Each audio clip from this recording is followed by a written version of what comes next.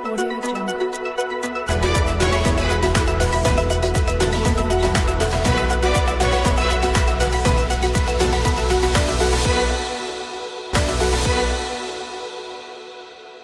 आज या ठिकाणी रावेर शहर आणि रावेर ग्रामीण याचे जे ब्लॉक आहे त्यामध्ये ग्रामीणमध्ये जिल्हा परिषद आणि पंचायत समिती गट जे 4 गट आहे आणि 8 गण आहे त्या बाबतीत सविस्तर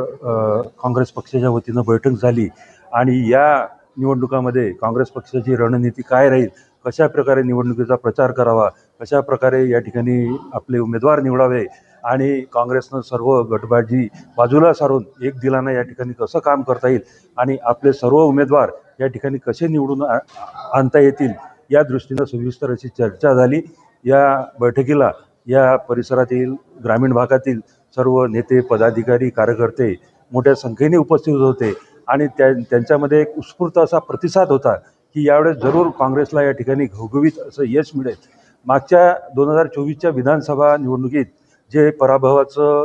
शल्य या ठिकाणी प्रत्येकाच्या मनात आहे, पण आता सर्व जनतेला हे कळून चुकलेलं आहे की हा पराभव काँग्रेस पक्षाचा पराभव नसून या व्होट चोरीच्या प्रकरणामुळे असंवैधानिकरित्या ह्या निवडणुका जिंकल्या गेलेल्या आहेत आणि यावेळेस ते काही एवढ्या मोठ्या प्रमाणात शक्य होणार नाही, कारण सर्व या ठिकाणी आता सावध भूमिका या ठिकाणी घेणार आहे आणि मतदारांनाही हे माहीत होऊन चुकलं आहे की मतदानामध्ये चोरी होऊ शकते, मतदानाची चोरी होऊ शकते. त्या दृष्टीनं सर्व कार्यकर्ते, सर्व नेते मंडळी, सर्व पदाधिकारी हे यावेळेस जागृत आहे. त्या दृष्टीनं या ठिकाणी तसंही रावेर हा काँग्रेसचा गड राहिलेला आहे आणि या भागामध्ये काँग्रेसच्या माध्यमातून जे विकासाचं कार्य झालेलं आहे ते गेल्या अनेक दशकापासून अविरत अशा प्रकारचं विकासाचं काम या ठिकाणी झालं आहे आणि काँग्रेसला विकासाच्या माध्यमातून जनता या ठिकाणी प्रेम करते. काँग्रेसवर नितांत असा विश्वास जनतेचा, या भागातील जनतेचा आहे. त्यामुळे येणाऱ्या जिल्हा परिषद पंचायत समितीच्या निवडणुकीमध्ये काँग्रेस हा स्वबळावर ग्रामीण भागामध्ये जास्तीत जास्त आपले उमेदवार निवडून आणेल आणि त्या ठिकाणी कशा प्रकारे काँग्रेसची सत्ता जिल्हा परिषदेवर येईल त्यासाठी जो सगळ्यात मोठा वाटा राहील तो या तालुक्याचा असणार आहे, असं या ठिकाणी सर्व जे कार्यकर्ते आहेत, पदाधिकारी आहे, नेते मंडळी आहे यांनी आश्वस्त केलं. आणि या ठिकाणी मी निरीक्षक म्हणून विधानसभेचा निरीक्षक म्हणून काँग्रेस पक्षातर्फे माझी नेमणूक झालेली आहे. या ठिकाणच्या लोकांचं मत काय, यांचं म्हणणं काय आहे हे हायकमांडपर्यंत, पक्ष अध्यक्षा, प्रांताध्यक्षापर्यंत पोचवणं याचं यांचा आणि प्रदेशाचा समन्वय साधणं हे माझं या ठिकाणी काम आहे. त्या दृष्टीनं ही सभा ग्रामीणची, त्याचबरोबर रावेर शहराची नगरपालिकेच्या दृष्टीनं काय तयारी आहे, कशा प्रकारे आपल्याला या निवडणुकीला सामोरं जायचं आहे या दृष्टीनं सांगोपांग अशी चर्चा झाली आणि रावेर नगरपालिकेवर सुद्धा काँग्रेस किंवा काँग्रेसच्या विचारसरणीचं जे नगराध्यक्ष पद आहे आणि जे बॉडी नगरसेवकांची जे निवडून येणार आहे ती बहुसंख्येने याच विचारसरणीचे, म्हणजे सेक्युलर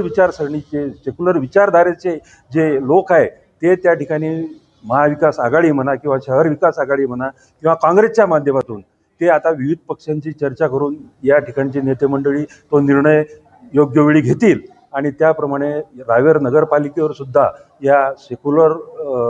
आघाडीचं कशा प्रकारचे वर्चस्व राहील या दृष्टीनं हे सर्व लोक या ठिकाणी प्रयत्न करणार आहे. आणि या ठिकाणी आपल्या या रावेर यावल विधानसभेचे प्रभारी सन्माननीय अरविंदजी कोलते साहेब या ठिकाणी निरीक्षक म्हणून आपल्याला लाभले होते.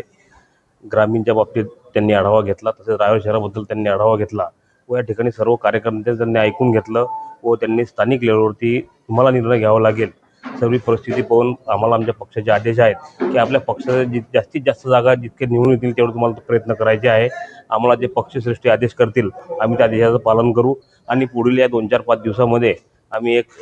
तालुका अध्यक्ष साहेब आणि शासनाखाली आपण काँग्रेस कमिटीला एक बैठक बोलवू. त्या बैठकीमध्ये आम्ही चर्चा करू जेणेकरून आम्हाला महाविकास आघाडीच्या माध्यमातून तिघ पक्षांना सोबत घेऊन, दोघं पक्षांना सोबत घेऊन कसं लढता येईल याची आम्ही पूर्णतः तयारी करू.